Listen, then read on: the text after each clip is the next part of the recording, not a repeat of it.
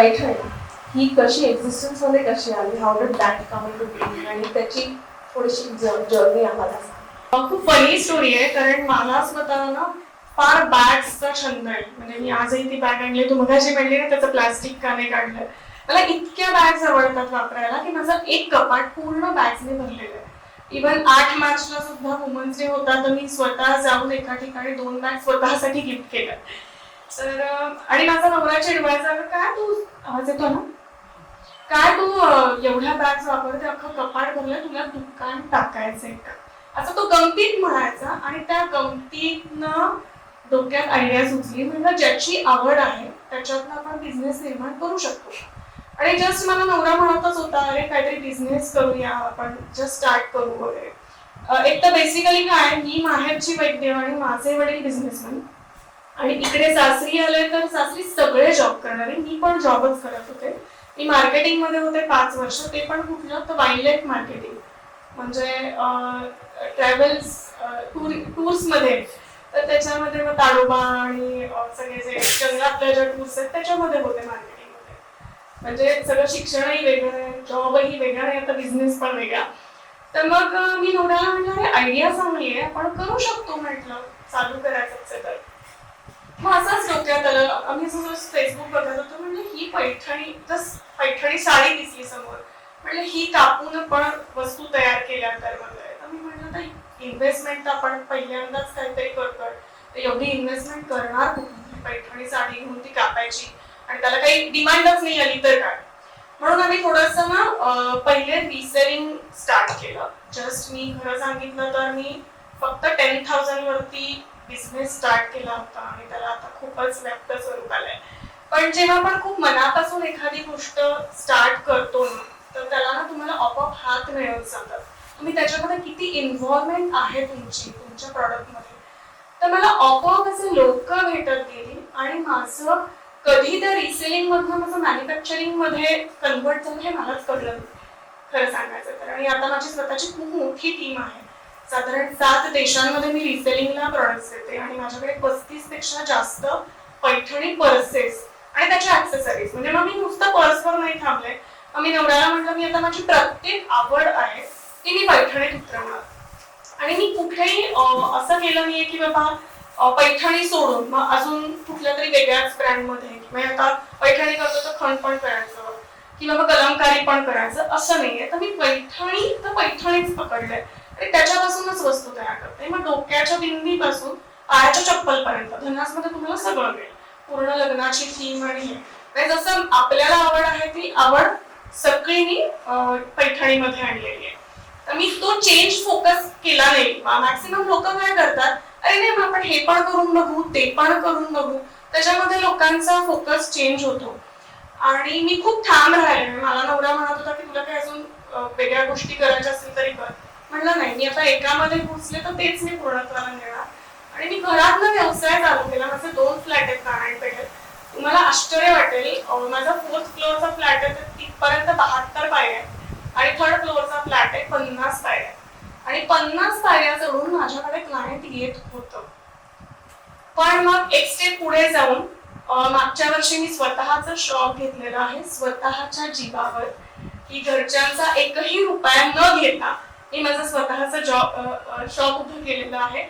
आणि आता पुढची गोष्ट मी सांगते, माझ्या नवऱ्यालाही मी जॉब सोडायला लावून त्याला डिजिटल मार्केटिंगला घेतलेलं आहे. तर माझा नवरा रेड हॅट मध्ये होता, मागच्या महिन्यात मी त्याला राजीनामा द्यायला लावलाय फायनली, की बाबा आता तरी प्लीज हेल्प कर त्याच्यामध्ये, कारण त्याचं काम प्लस तो माझं असं सगळं बघू शकत नव्हता आणि मला सगळीकडे पळणं शक्य नाहीये. सो तो आल्यामुळे अजून मला सपोर्ट मिळाला. तर असा हा जर्नी आहे. आणि कधी वाटलं नव्हतं की एवढं व्याप्त स्वरूप येईल. एक जस्ट गमतीनं सुरुवात केलेला व्यवसाय खूप मोठ्या प्रमाणावर झालेला आहे आणि आज खूप लोकांना यातनं कामही मिळत आहे आम्ही चालू केल्यामुळे. तर असं मला असं कायम वाटतं की प्रत्येकामध्ये कला असते, तर ते प्रत्येकाने ती बाहेर आणावी आणि त्यातनं लोकांना काम द्यावं. आज खूप लोकांना गरज आहे या गोष्टीची. तर त्यात आपण वळूया. आता आपला ब्रँड रेडी झालाय, लोगो रेडी झालाय, आणि आपण आता ब्रँड प्रमोशन साठी ह्याच्याकडे वळतोय. पण त्याच्या आधी थोडेसे there is a little bit of paper work जे आपल्याला कोणालाच आवडत नाही, but it's very important. So आता आपण त्या टॉपिक्सवर थोडं बोलूया. तर काहीतरी तुझ्याकडनं सुरुवात करूया. नेम रजिस्ट्रेशन, लोगोचं रजिस्ट्रेशन, ट्रेडमार्क, ह्या सगळ्या गोष्टी किती इम्पॉर्टंट आहेत, किती रिक्वायर्ड आहेत ह्याच्यामध्ये? मी नेम लोगो रजिस्ट्रेशन बद्दल सांगते. कदाचित प्रोडक्ट सेलिंग आणि बाकीच्या रजिस्ट्रेशनची कल्पना धनुषीला जास्त असेल, कारण ॲक्च्युअल जे बल्क किंवा हे असतं ते मला इतकं माहीत नाही. पण नेम लोगो रजिस्ट्रेशनबद्दल नक्की आग्रही राहा की जरी तुमचा लोगो रजिस्टर झाला नाही तरी तुमचं नाव हे रजिस्टर व्हायला पाहिजे, कारण ते तुमच्या स्वतःच्या लॉन्जिटिव्हिटी ऑफ युअर ब्रँडसाठी खूप इम्पॉर्टंट असतं. मग ते तुम्ही जसं मी तुम्हाला म्हटलं तसं की कलेक्शन क्रिएशन हे कधीच तुम्हाला रजिस्टर करून मिळणार नाही. पण तुमचं जे मेन टायटल आहे, फॉर एक्झाम्पल मी आत्ता तंबू मार्केटबद्दल बोलते, तर तंबू मार्केटचं जे मेन टायटल आहे तंबू मार्केट, हा लोगो जसा दिसतो तसा apart from the graphical part तसाच्या तसा तुम्हाला तो रजिस्टर करून मिळतो. त्याचे चार्जेस साधारण 6.5 ते 12.5 जसं काय तुम्ही त्याच्या ह्या घ्याल त्याप्रमाणे असतात. मी 6,500 म्हटले होते. सो पहिलं ते होतं, पहिलं तुम्ही TM करू शकता. Yes, it comes into trademark. So तुम्ही TM पहिले लागतं, दीड ते 2 वर्ष.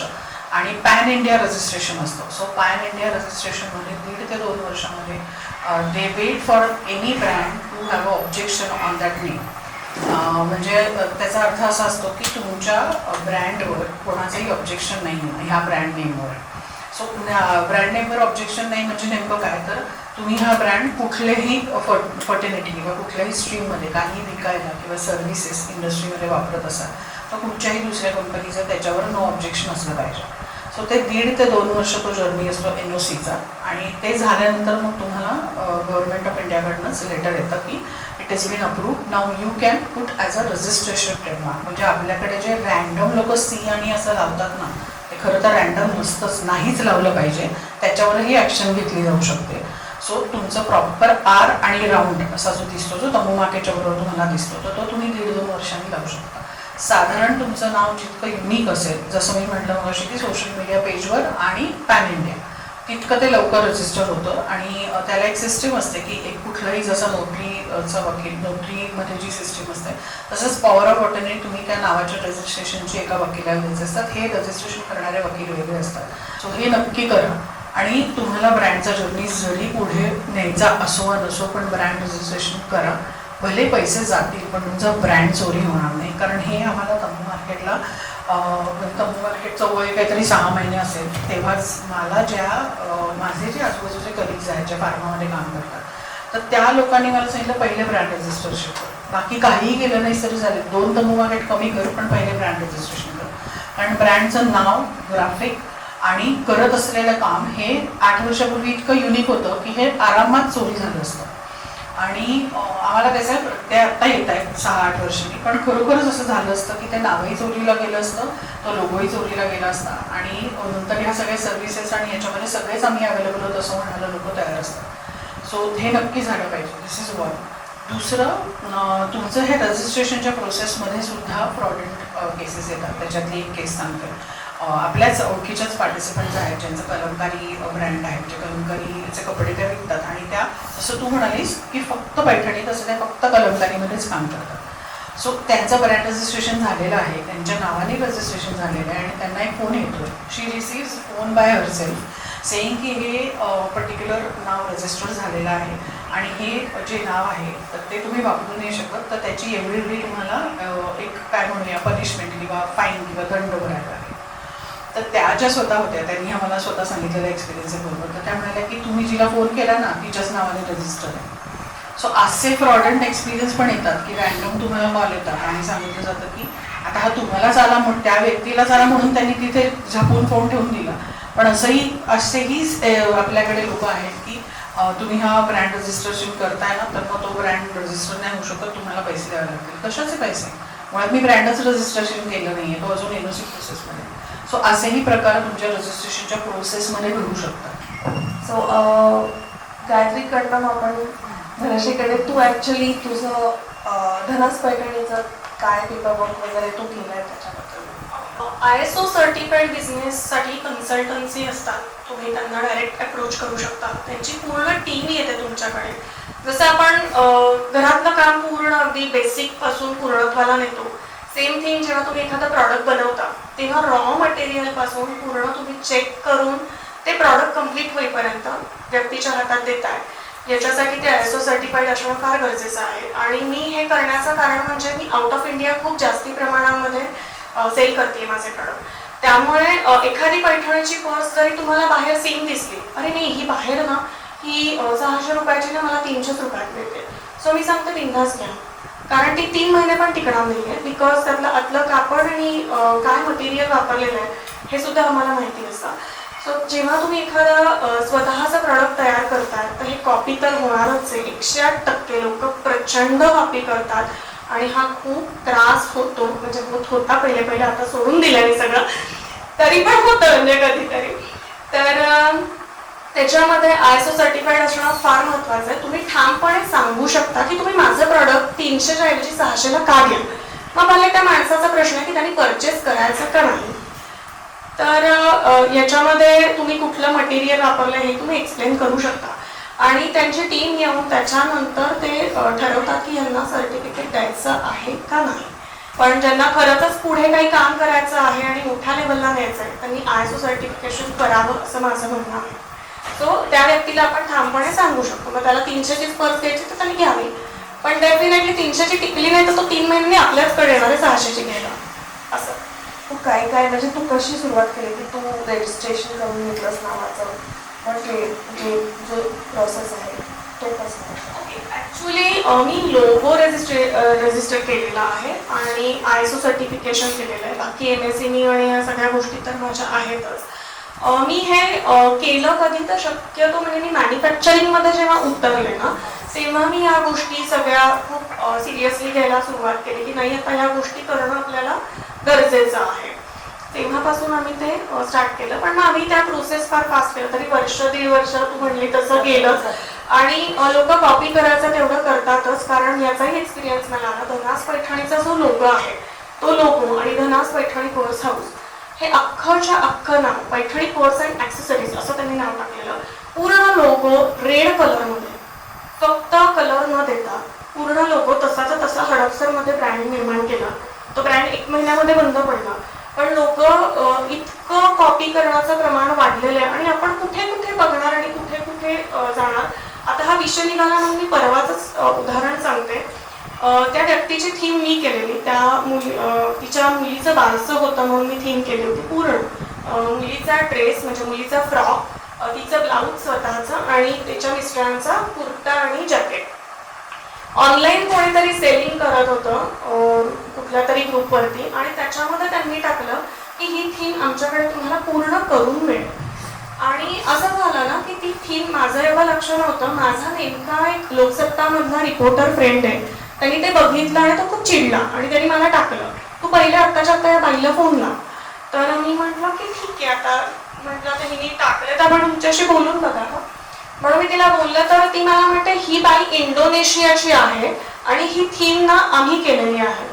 म्हटलं इंडोनेशियाची आहे, म्हटलं ही कात्रच ना वाटते, मी लावू का म्हटलं यांना फोन आता. आणि लोकसत्ताचा जो रिपोर्टर आहे त्याची ती बहीण आहे श्वेता म्हणून, तर तिचीच मी अख्खी थीम केलेली. ती बाई काही केलं ऐकायला तयार नाही.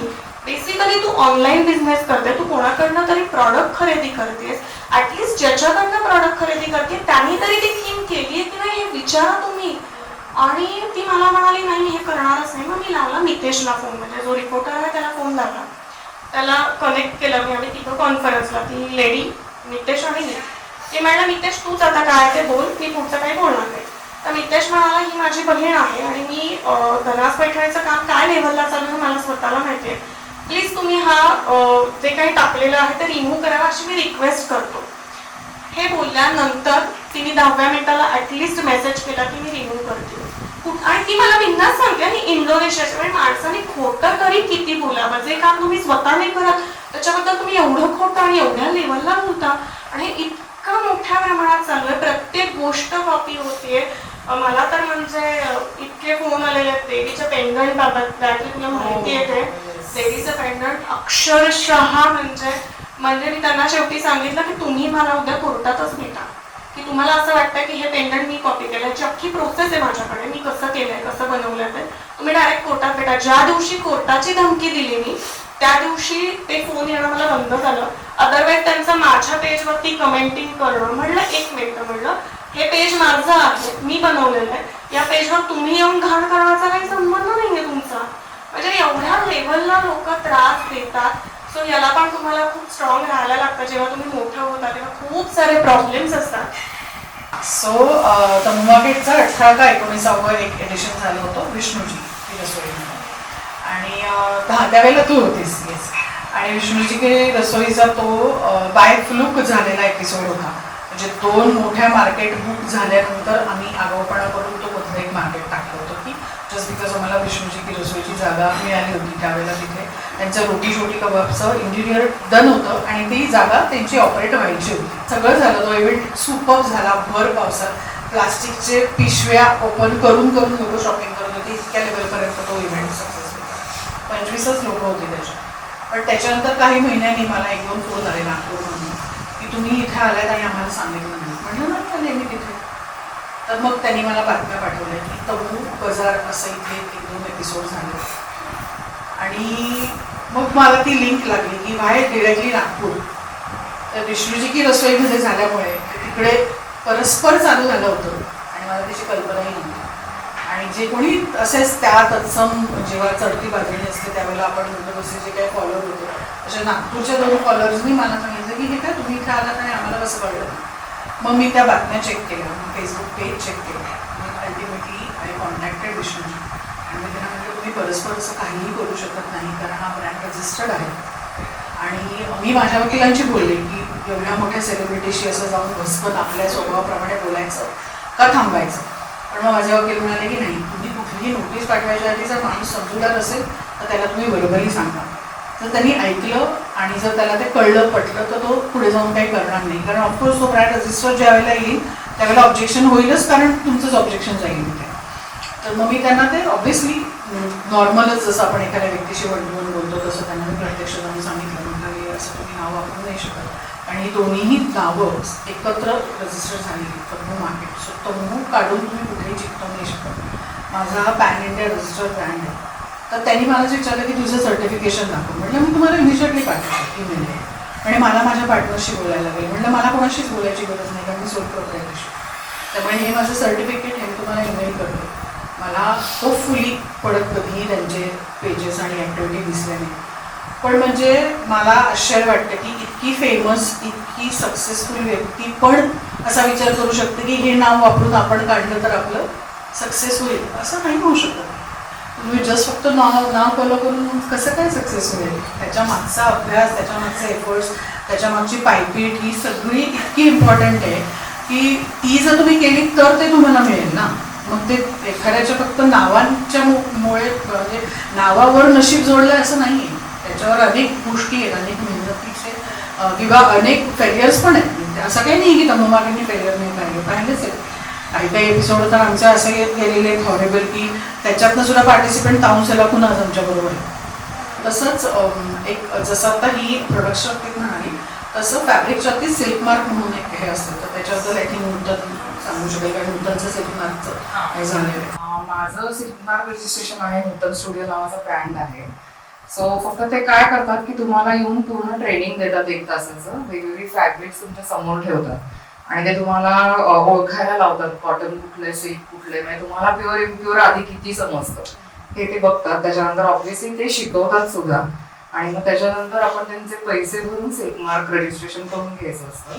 पण त्यांची व्हिजिट असते दर 1 वर्षाला की नक्की तुम्ही सिल्कच्या साड्यांना किंवा फॅब्रिकनाच सिल्क मार्क लावताय ना का तुम्ही कुठल्याही म्हणजे इम्प्युअर गोष्टीला सुद्धा फॅब्रिकला सुद्धा सिल्क मार्क लावताय.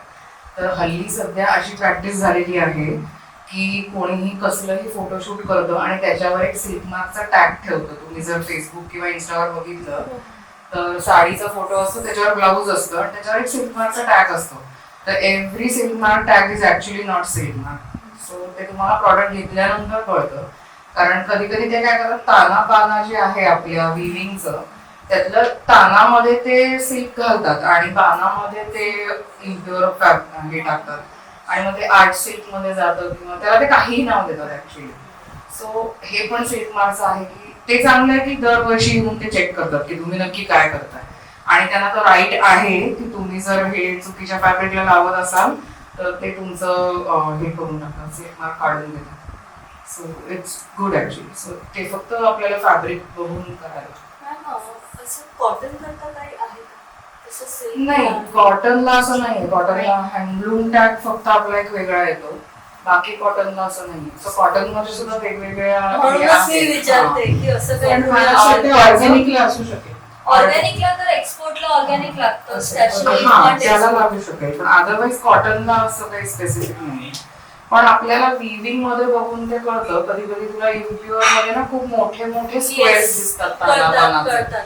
हा, सो त्याच्यावरनं आपल्याला ते हळूहळू लक्षात येतं की हे प्युअर आहे हे नाहीये. किंवा मल मध्ये तर इट इज रिअली सुपिरियर की ते खूप जवळ असतं आणि ते खूपच फाईन असतं, खूपच फाईन असतं. सो कॉटनला नाहीये काही, पण सिल्क मार्क कंपल्सरी. हँडलूमला असेल तर हँडलूमचं वेगळं असतं. मला वाटतं रजिस्ट्रेशन बद्दल तू अजून खूप काही बोलू शकतेस. मुख्य म्हणजे तू जे सांगितलंस की तू बाहेरच्या देशांमध्ये प्रोडक्ट्स रिसेलिंगला पाठवतेस, तर त्याच्यासाठी काय लागतं, म्हणजे how are you qualified for that? आणि बाकीचे जे MSMEचं आजकाल सगळीकडे मिनिस्ट्री स्वतः प्रमोट करते की MSME रजिस्टर करा, तर ते का करावं, त्याचे काय बेनिफिट्स आहेत आणि त्याचे तू अवेल केलेत का त्या फॅसिलिटीज? MSMEचं म्हणशील तर MSMEचं काही एक्झिबिशन्स असतात, तर त्याच्यासाठी तुला गव्हर्नमेंट फंडिंग मिळतं असं म्हणतात.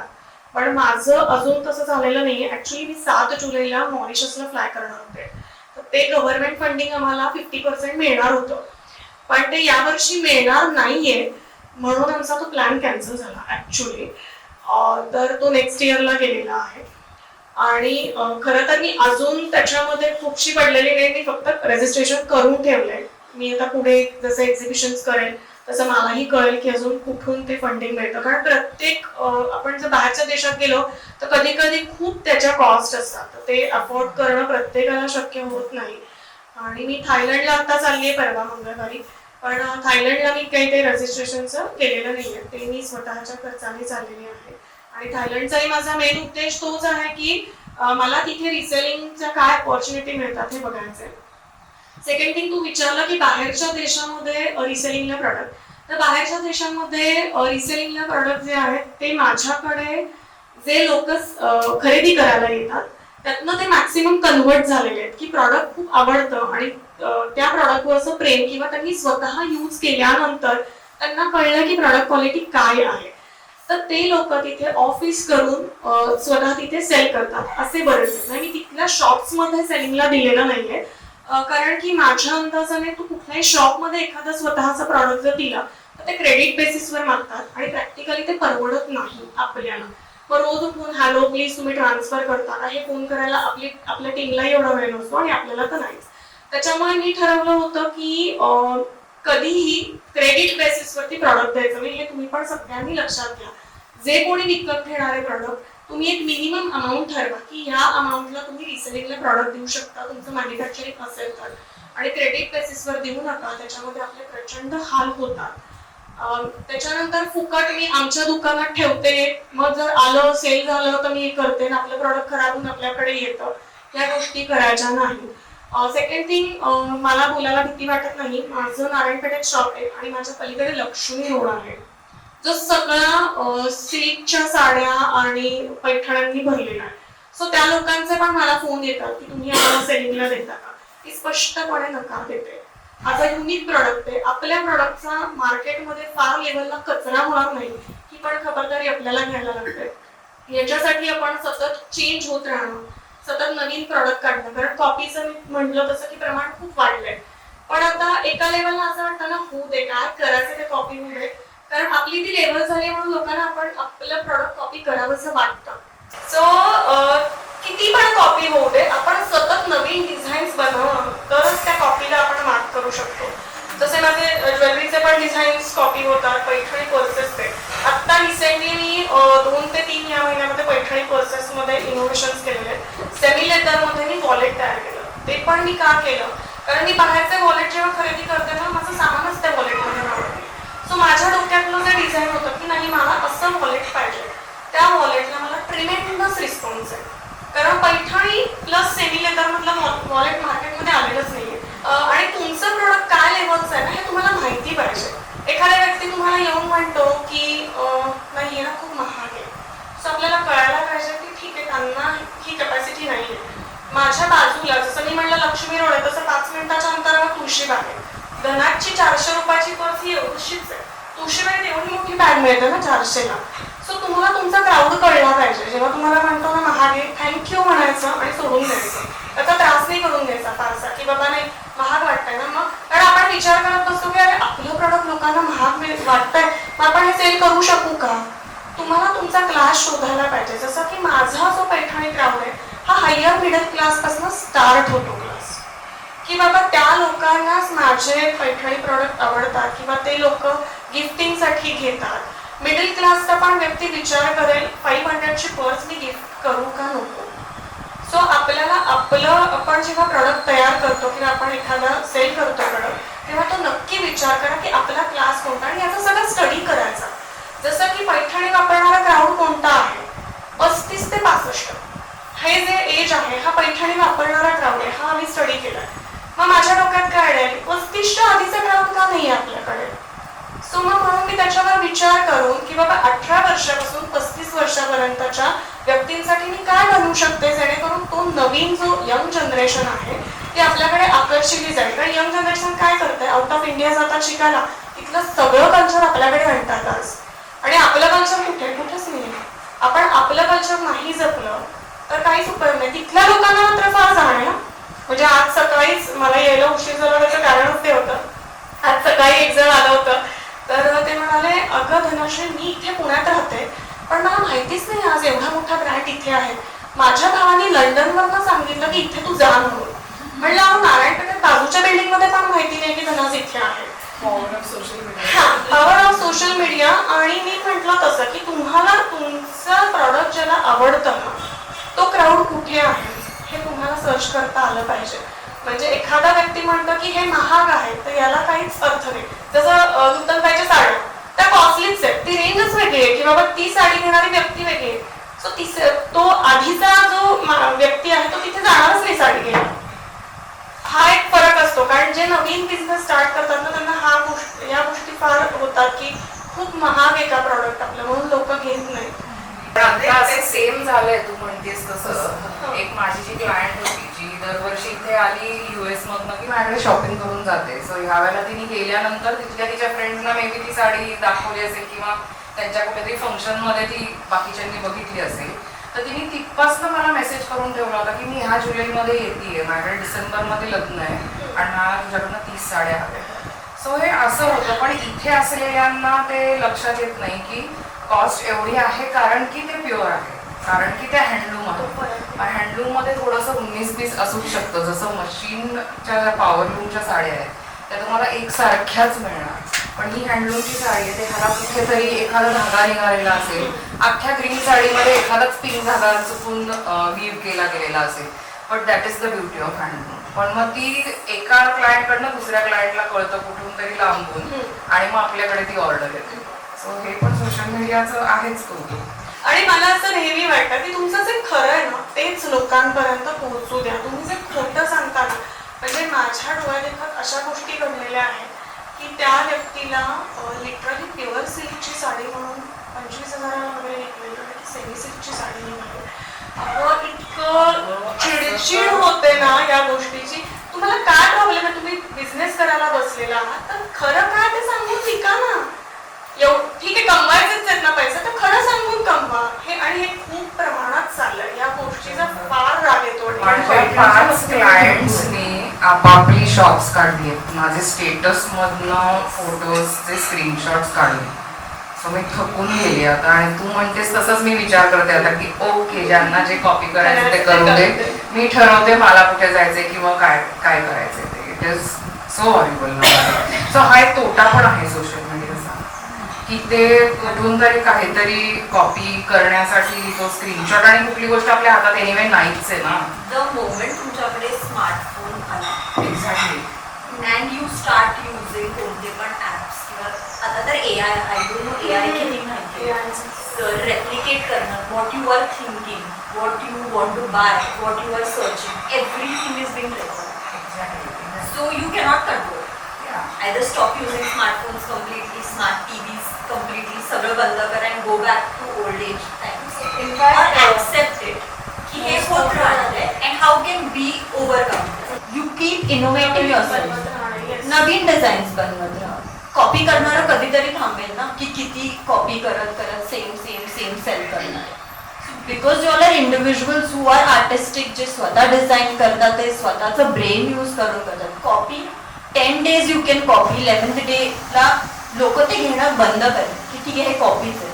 बट जेवढं इन्व्हेंट करेल, रिइन्व्हेंट करेल, इनोव्हेटिव्ह आयडियाज करेल किंवा प्रॉडक्ट जसं डायव्हर्सिफाय करेल, it's going to work for you. तुम्ही कॉपी किंवा प्लेजरिझम हे इंटरनेटवर थांबवू शकत नाही. दॅट्स आउट ऑफ याच्यावर नाही सांगावं वाटतं. ऍक्च्युली आता डिसेंबरमध्ये मला एक अवॉर्ड मिळालं, मुंबईमध्ये होतं. तर ते 500 फॉर्म त्यांच्याकडे आले होते. 500 मधनं त्यांनी 100 सिलेक्ट केले.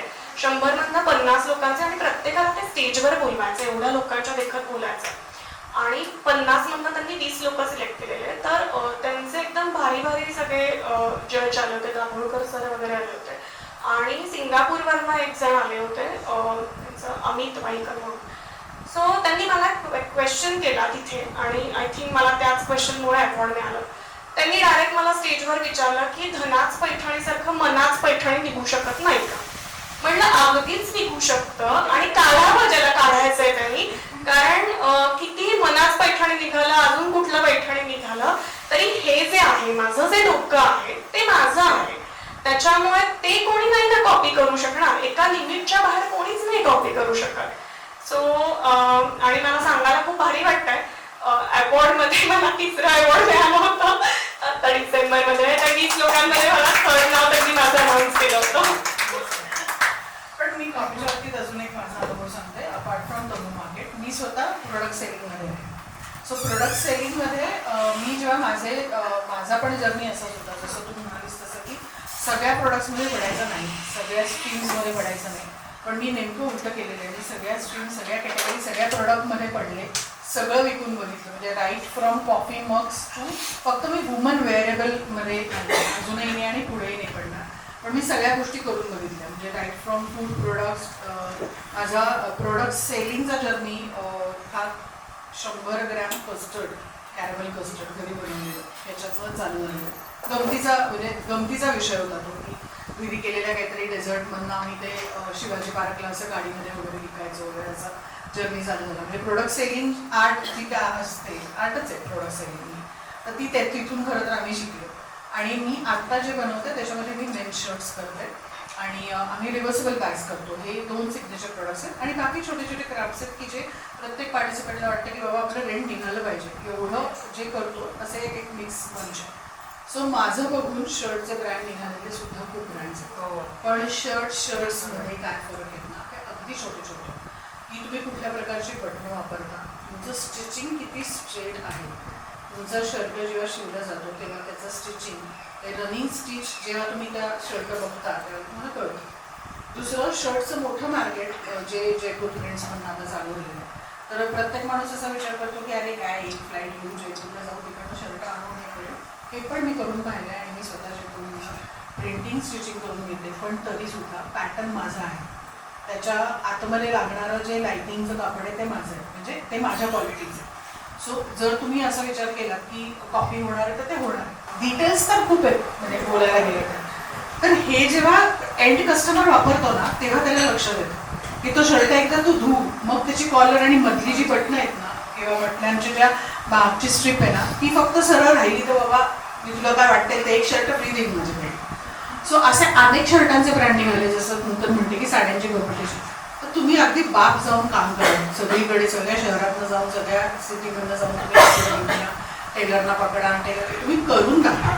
माझं असं म्हणणं नाही माझा ब्रँड एकदम ग्रँड, अजिबात म्हणणं नाही आहे. चांगले ब्रँड पण आहेत शर्टांचं, पण हा कॉपी करण्याचा हा परिणाम. इथे त्या जयपूरमध्ये 500 रुपयाला शर्ट मिळतो आणि 500 काय मी 250 ला आणून देते तुम्हाला. पण तो घाला तुम्ही आणि त्याच्यानंतर तो धुवा आणि परत 5 वेळा घालून नका. आणि देन त्याचा चाम राहतो का बघा, ते खरोखर तुम्हाला जसं पहिल्यांदा दिसलं तसा तो शर्ट तुमच्या अंगावर दिसतो का बघा, मग आपण बोलू.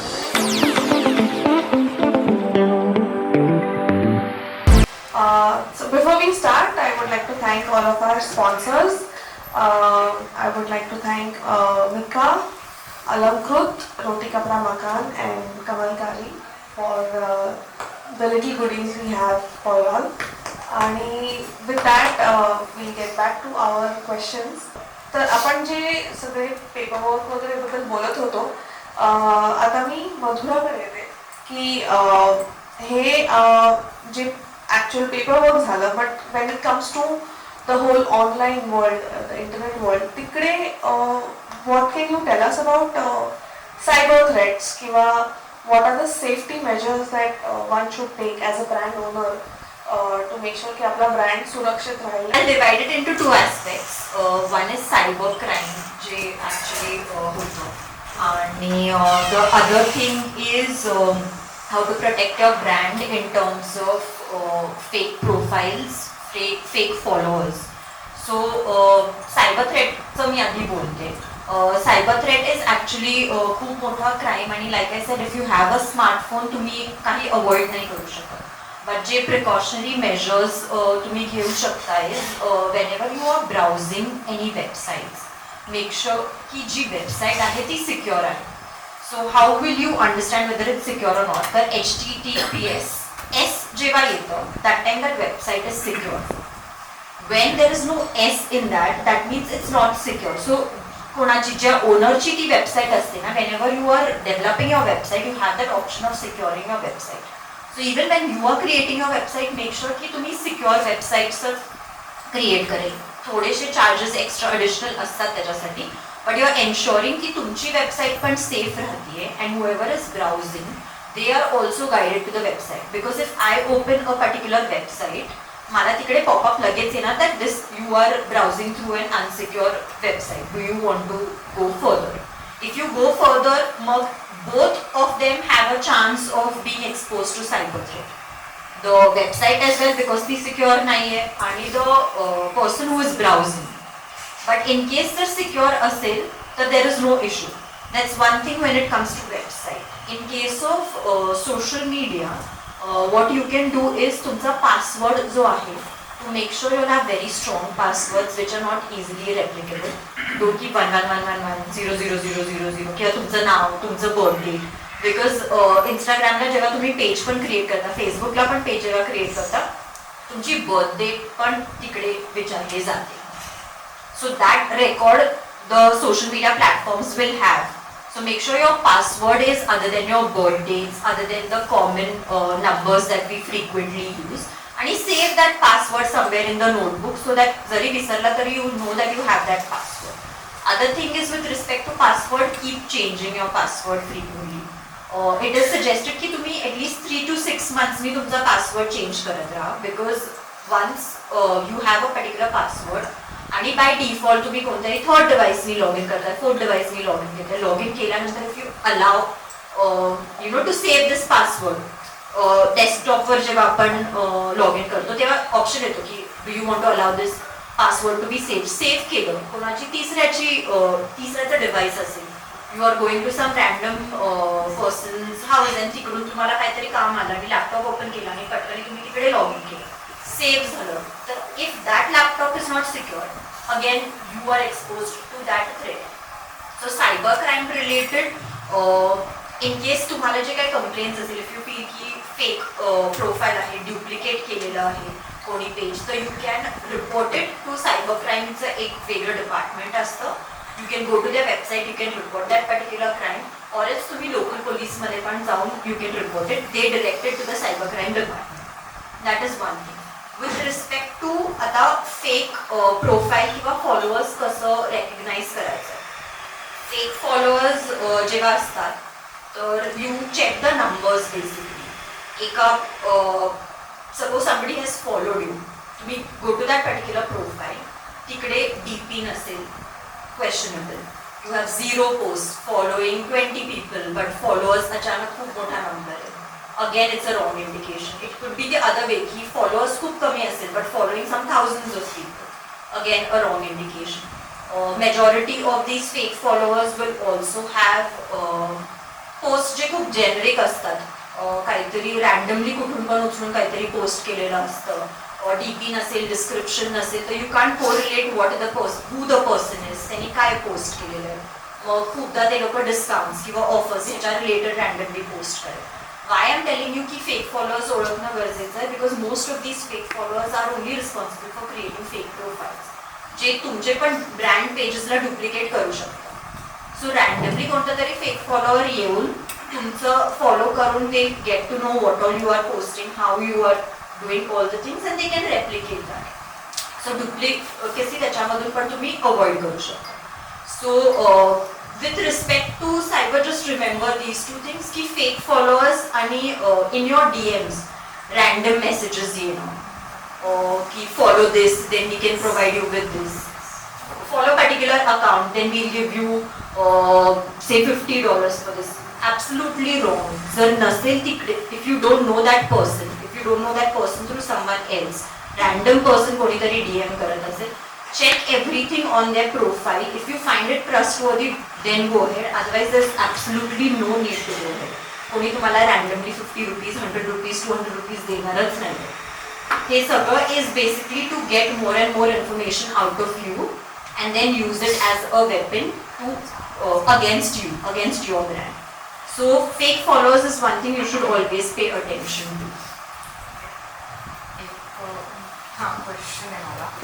ऍक्च्युली आता स्टुडिओ पेजवर आहे ना, मी कुठलं रील टाकलं किंवा माझ्या साडीचं फोटोशूटमध्ये जे केलं ते टाकल्यानंतर मला इन्फ्लुएन्सरचे मेसेजेस येतात, DM येतात की कोलॅबोरेट विथ अस, पण मला माहिती नाही आहे की ह्याचं पुढे काय होतं. किंवा मी तिचं प्रोफाईल चेक केल्यानंतर ती अशी एवढीशी बिकिनी घातलेली वगैरे मुलगी असते आणि ती कशी काय माझे हँडलूम साडी प्रॉडक्ट, म्हणजे मी तिला फॉलो करून किंवा तिच्याबरोबर कोलॅबोरेट करून काय.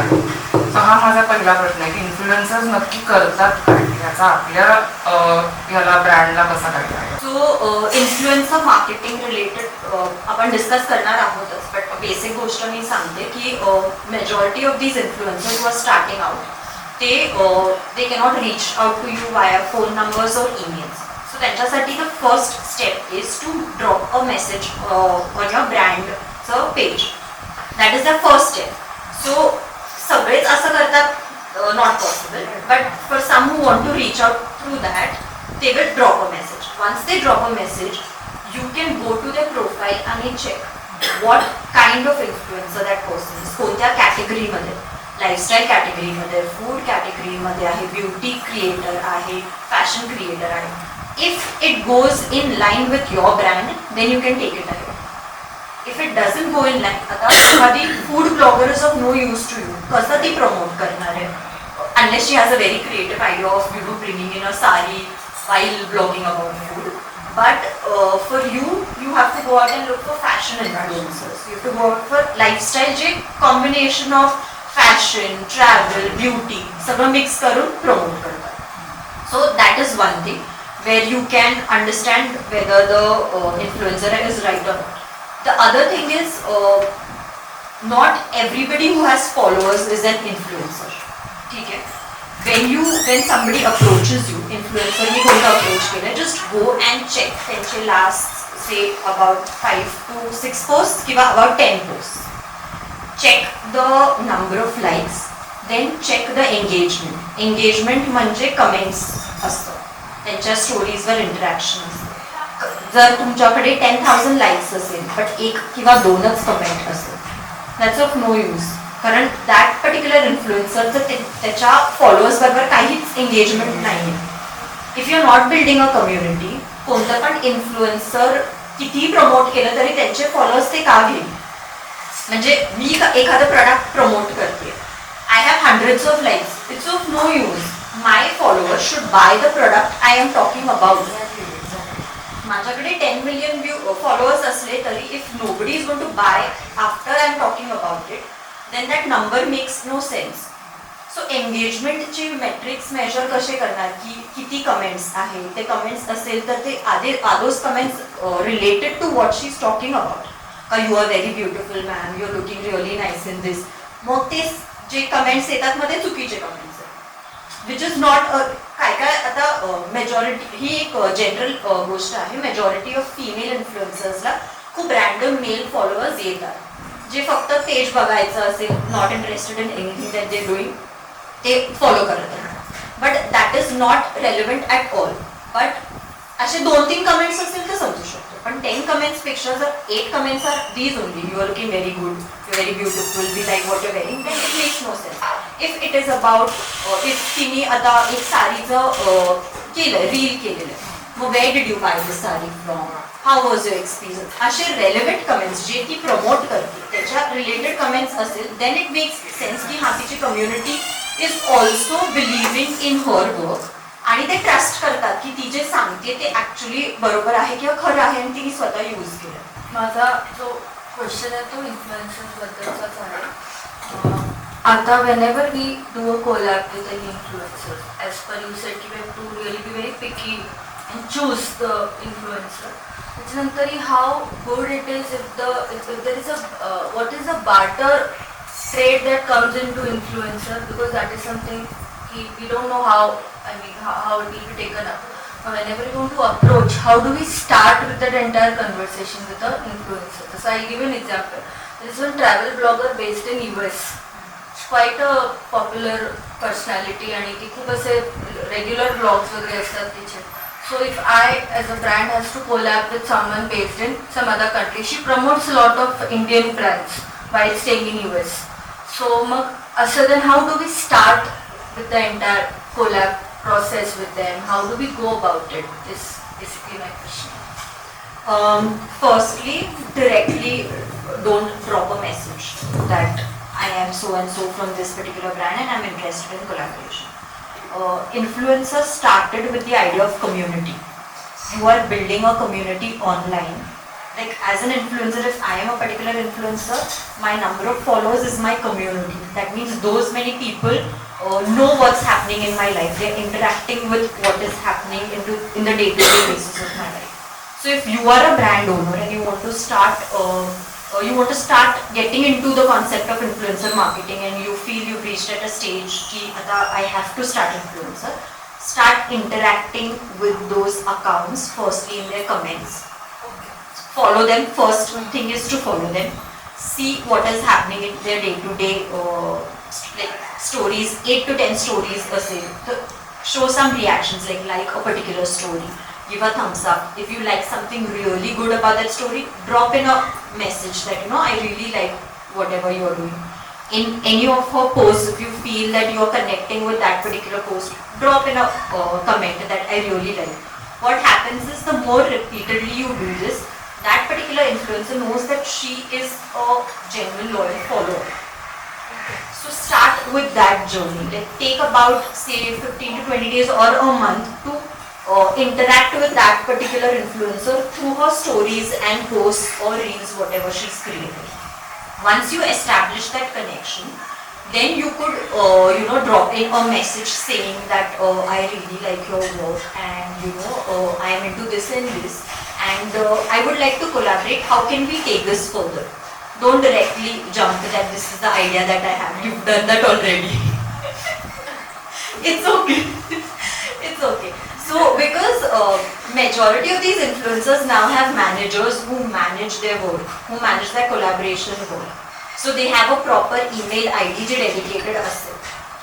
Reach out to me and because जर त्यांच्याकडे 50 to 100 DMs येणार आहे, they are not going to sit and reply to each and every collaboration DM. That's not possible. So प्रत्येक influencer will have their point of contact, like how to reach out to them. It will be a mail ID. It will mention managed by this particular agency, managed by this particular person.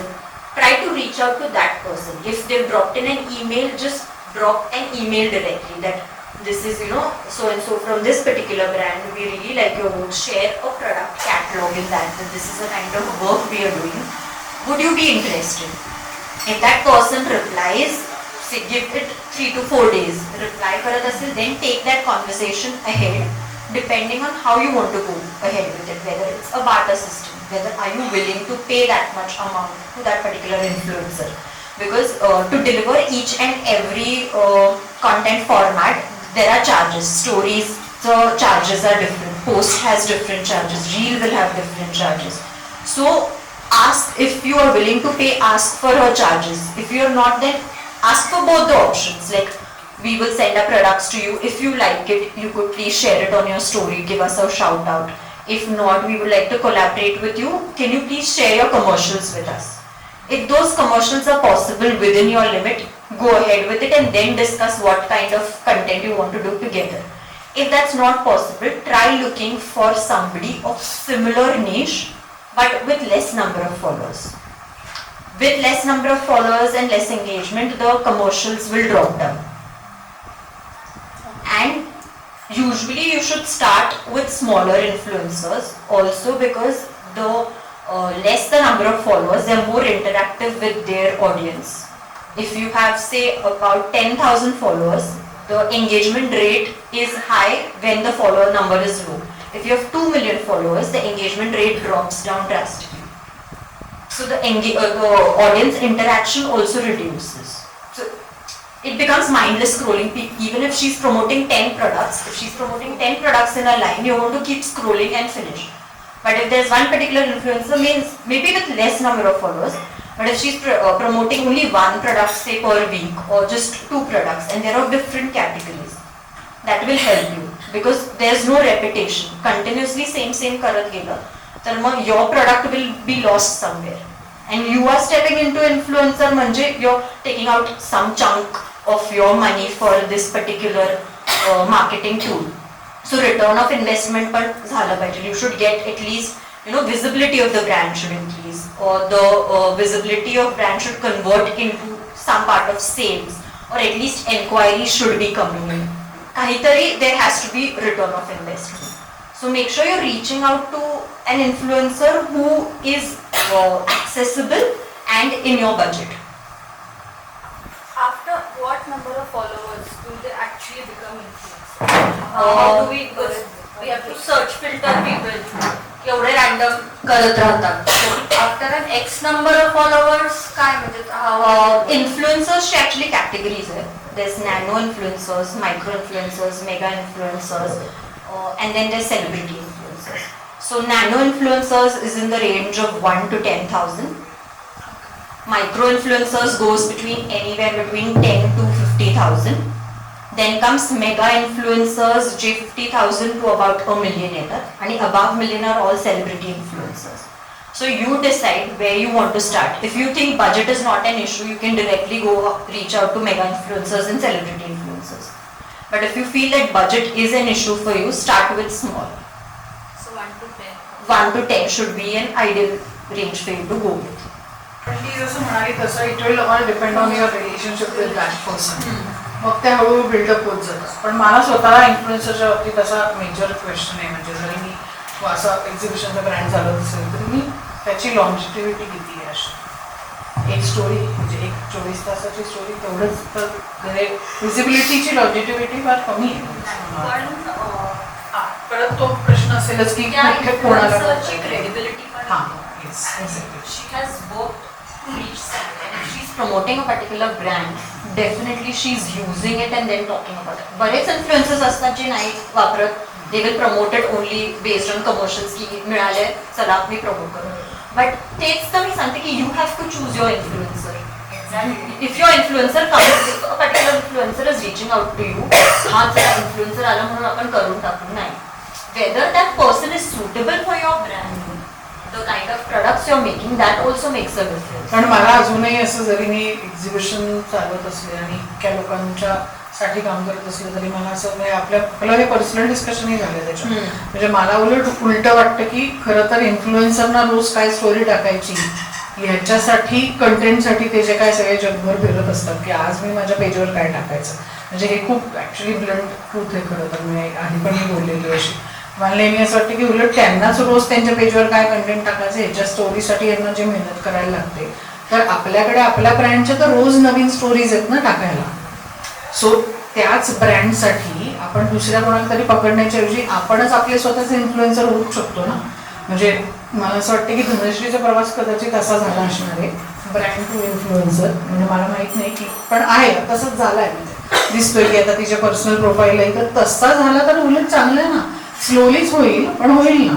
पण that will happen when you start putting out stuff, no? Exactly. So- तुमचं ब्रँडची journey पण तशी हा, आहे ना. So मला तेच म्हणायचे की जर डेव्हलप हा झाल्यावर एक्झॅक्टली, सो असं तुम्ही इन्फ्लुएन्सरशी एकदा बोलाल, दोनदा बोलाल, सेलिब्रिटीशी एकदा दोनदा बोलाल, किंवा अगदी तुम्ही सतत लोकांना कपडे घालायला द्याल, पण त्याच्या पलीकडे काय, त्याच्या पलीकडे अल्टिमेटली तुम्ही रोज उठून जर तुमच्या ब्रँडसाठी काही केलंच नाही आणि तुम्ही असं म्हणलं की अरे माझे XYZ व्यक्ती काम करते, तिला कपडे घालायला दिले की माझं काम होऊन जातं, पण ते क्षणभंगूर आहे ना, that is only for that 24 hours का स्टोरी किंवा काय. म्हणजे हा एक माझा हे आहे कोणत्या इन्फ्लुएन्सरनी पर्टिक्युलर ऍक्टिव्हिटी केली हा. For you, after that you should also be able to sustain. Influencer एकदाच येऊन करून जाणार, त्याच्यानंतर what about 28 days, rest of the week what are you doing for the brand, hype that gets created. ते पण on the hype. किंवा ultimately असं बरेचदा होतं की एखाद्या इन्फ्लुएन्सरने एखादा कपडा घातला किंवा कुठल्याही सेलिब्रिटीने वगैरे, आणि जर तो तुमच्याकडे स्टॉकआउटच झाला किंवा जर तो कलरच अवेलेबल नाहीये किंवा काही असं होऊ शकतं, तर मग तुम्ही काय करणार. सो ती चांगली तुमची तयारी पाहिजे की त्याच्यामध्ये बाबा एवढे कलर आहेत किंवा काय आहे, किंवा जसं ही म्हणते तसं की क्रेडिटेबिलिटी तर आहेच, पण अल्टिमेटली मला असं वाटतं की रोज तुम्ही तुमच्यासाठी, तुमच्या ब्रँडसाठी इन्फ्लुएन्स्ड असणं जास्त गरजेचं आहे असं मला वाटतं. कारण मला तंबू मार्केटसाठी असं काय वाटतं की काहीतरी XYZ सेलिब्रिटी बोलून उद्घाटन करून काम संपत नाही. It goes and on and on and on, कारण ती प्रोसेस सतत ऑन आहे. मला परत पुढच्या महिन्यात एक एक्झिबिशन करायचं आहे, सो मी सतत असे इन्फ्लुएन्सर गोळा नाही करू शकत किंवा सतत नाही सांगू शकत. Influencer activity can be an add on to your business. हा, it is not a sustainable. हा, तुम्ही किती exactly. पैसे देत जाणार आणि किती तुम्ही करा, किंवा किती प्रोडक्ट्स तुम्ही जस्ट बार्टर सिस्टमच्या बेसिसवर.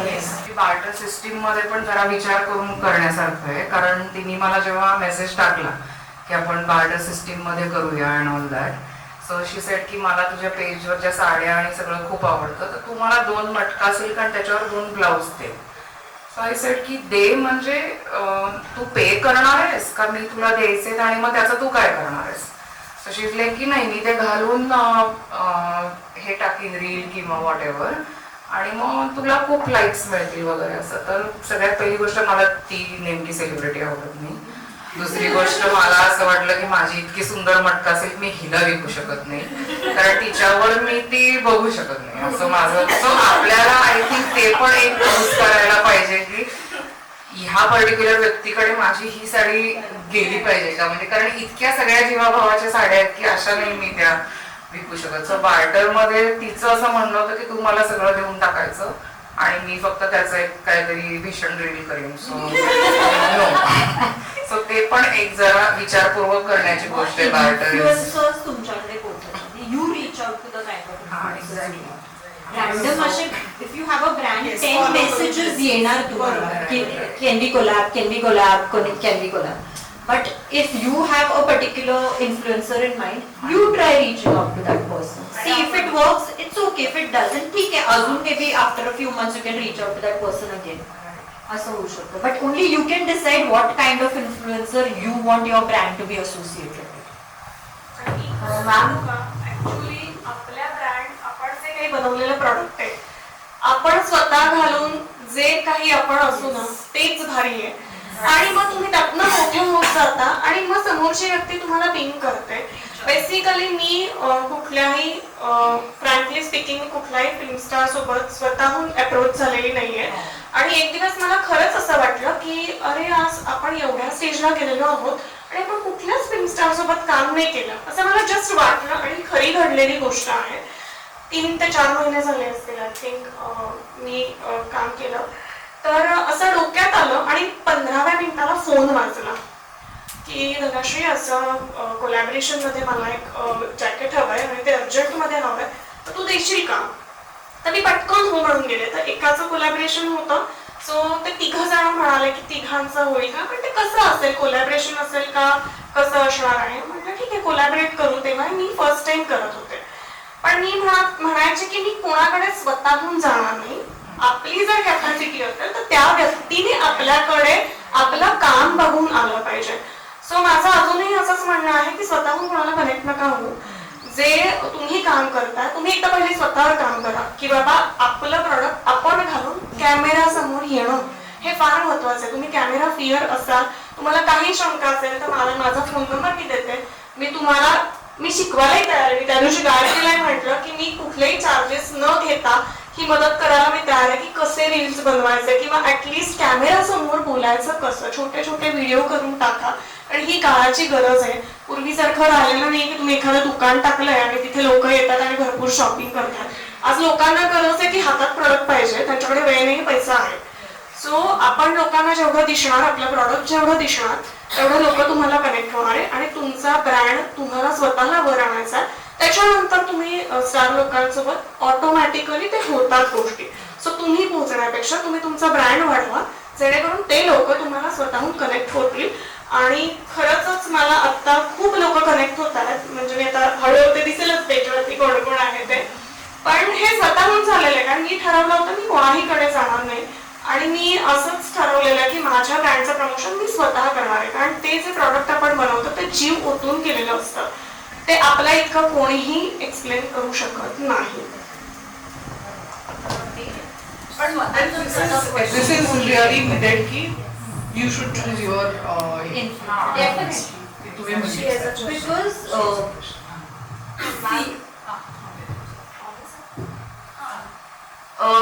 आपण जर का इन्फ्लुएन्सरला हे केलं, आपण अप्रोच केला, तर गॅरंटी काय त्यांची की ते करणारच आपल्यासाठी? काही रिटर्न अग्रीमेंट किंवा असं काही आपण करू शकतो का? काय त्याला ऑप्शन? एजन्सीज जे काम करतात इन्फ्लुएन्सर्स बरोबर, you have a proper contract होते. तुम्ही विदाउट कॉन्ट्रॅक्च्युअल बेसिसवर इन्फ्लुएन्सर्स बरोबर काम करणं ॲडवायझेबलच नाही. You should have a contract in place, you should have terms and conditions in place. You have it, if you have it in writing, then you can ask की हे ह्याचं काय झालं. You have a contract in place म्हणून. जर नसेल तर it entirely depends on how authentic that particular influencer is. असं बऱ्याचदा होतं की असं म्हणजे मी एका ब्रँडसाठी काम करत होते. I was in the marketing team only आणि आम्ही इन्फ्लुएन्सर मार्केटिंग एजन्सीशी कोऑर्डिनेट करत होतो फॉर दॅट पर्टिक्युलर ब्रँड.